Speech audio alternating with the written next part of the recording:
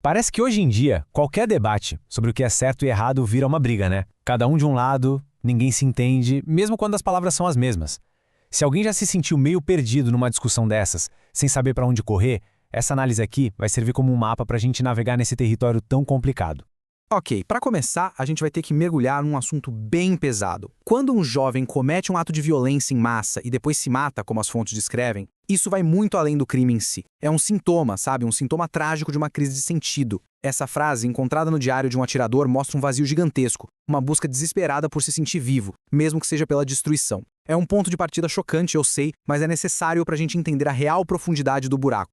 Então, para a gente entender esse quebra-cabeça, nosso caminho vai ser este aqui. Primeiro, a gente vai mergulhar nesse nosso mundo moral confuso. Depois, vamos fazer uma distinção que é crucial, o que é ética e o que é moralidade. Em seguida, vamos encarar de frente o desafio do relativismo e analisar duas forças que marcam a nossa época, a cultura da vaidade e a cultura do tédio. E, por fim, vamos ver se uma ideia antiga, a da vida boa, pode nos dar alguma luz. Beleza. Então a pergunta é: por que as nossas conversas sobre o que é certo e errado quase sempre terminam num beco sem saída, com cada lado gritando mais alto, mas sem nunca convencer o outro? Tem um filósofo, o Alasdair MacIntyre, que, olha, matou a charada. Ele diz que nossos debates são intermináveis e inconciliáveis. O problema não é que faltam argumentos, o problema é que as bases, os fundamentos de cada argumento são completamente diferentes. É como se a gente tentasse jogar uma partida de futebol, só que um time está seguindo as regras do futebol e o outro as do basquete. Não tem como dar certo.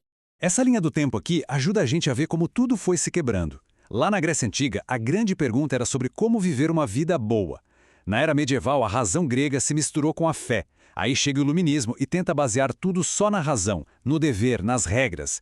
E hoje? Bom, hoje a gente caiu muitas vezes no que chamam de emotivismo, que é quando certo e errado viram só uma questão de eu gosto ou eu não gosto.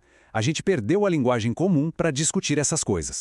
Para a gente seguir em frente, precisamos ajustar nossas ferramentas. A gente costuma usar ética e moralidade como se fossem a mesma coisa, mas elas não são. E entender a diferença pode clarear muita coisa. Então se liga na diferença, que é fundamental. A ética pergunta como viver. É uma pergunta ampla que busca a tal da vida boa, um projeto de vida pleno. Já a moralidade é mais pontual, ela pergunta como devemos agir aqui e agora. Ela foca mais nas regras, nos deveres. Pensa assim, a ética é o mapa do destino final da sua viagem. A moralidade são as placas de trânsito pelo caminho. E olha que legal essa definição do filósofo Paul Ricoeur. Ele mostra que a vida boa não é um projeto solitário, egoísta. É algo que a gente busca com e para os outros. E mais, depende de instituições justas. Ou seja, a nossa busca pessoal por felicidade está totalmente conectada com o bem-estar da sociedade. Uma coisa não existe sem a outra. E aí a gente chega num dos grandes personagens, ou talvez vilões, dessa história toda. O relativismo. Aquela ideia de que, no fundo, não existe uma verdade objetiva para nada. A ideia central do relativismo é mais ou menos assim. Não existe uma verdade com V maiúsculo. O que existe são verdades que dependem do ponto de vista de cada um ou de cada cultura. Isso, claro, abala completamente a ideia de que possa existir um certo e um errado que valha para todo mundo. E o negócio é que o relativismo não é uma coisa só. Ele tem várias caras. O relativismo moral diz que o que é bom aqui pode ser ruim lá. O epistemológico vai mais fundo e diz que até o nosso conhecimento da realidade é relativo. O cultural pede para a gente não julgar outros povos com a nossa régua. E o estético é aquele famoso gosto não se discute. Todos eles, juntos, criam essa sensação de que a gente está pisando em areia movediça. Tá, mas e na prática? O que toda essa fragmentação causa? Bom, uma das consequências é o que a gente pode chamar de cultura da vaidade.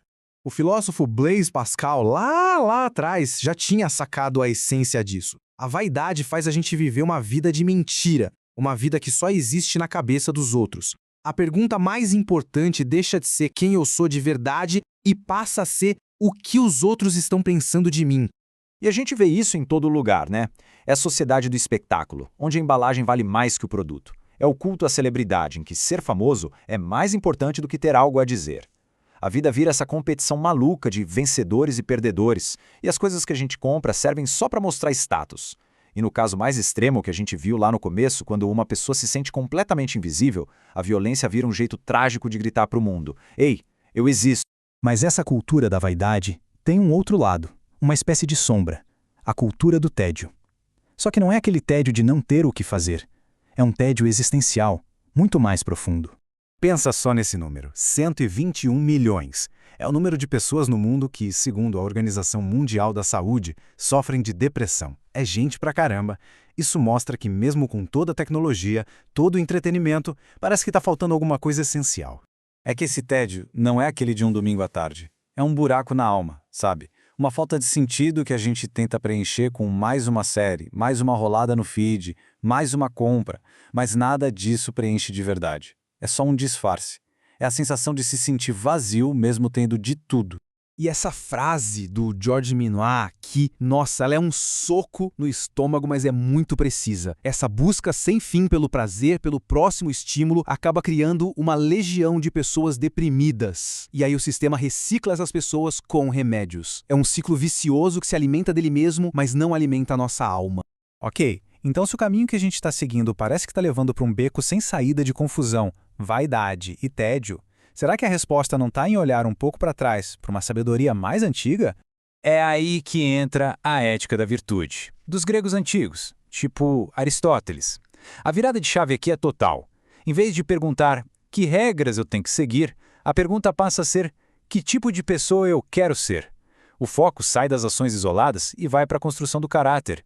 O objetivo não é só fazer a coisa certa, mas se tornar o tipo de pessoa que faz a coisa certa naturalmente. E o mais legal é que isso é um processo, é prático, tem tipo um passo a passo. Primeiro, a gente mira na excelência, na nossa melhor versão. Depois, a gente busca o equilíbrio, o famoso meio termo de Aristóteles. Pega a coragem como exemplo. Não é o oposto do medo, é o ponto exato entre a covardia, que paralisa, e a imprudência, que é o excesso de confiança. E o mais importante de tudo, praticar. Ninguém nasce corajoso. A gente se torna corajoso agindo com coragem, de novo, até virar um hábito. É aqui que está a grande sacada, a mudança de perspectiva. Uma moral baseada só em deveres pode parecer pesada, uma lista de coisas que a gente não pode fazer. A ética das virtudes é um projeto de construção. É sobre esculpir o próprio caráter para que as boas ações se tornem fáceis, quase automáticas. É fazer com que ser uma boa pessoa e ser uma pessoa feliz sejam a mesma coisa. No fim das contas, a pergunta que fica não é só para filósofo responder. É para cada um de nós, nesse mundo cheio de mensagens confusas, de pressão para parecer ser o que não somos, como é que a gente constrói um caráter sólido? Como é que a gente constrói uma vida que não seja só uma reação ao barulho lá fora, mas uma busca sincera por ser a nossa melhor versão? Essa é a grande questão que a ética das virtudes deixa no ar.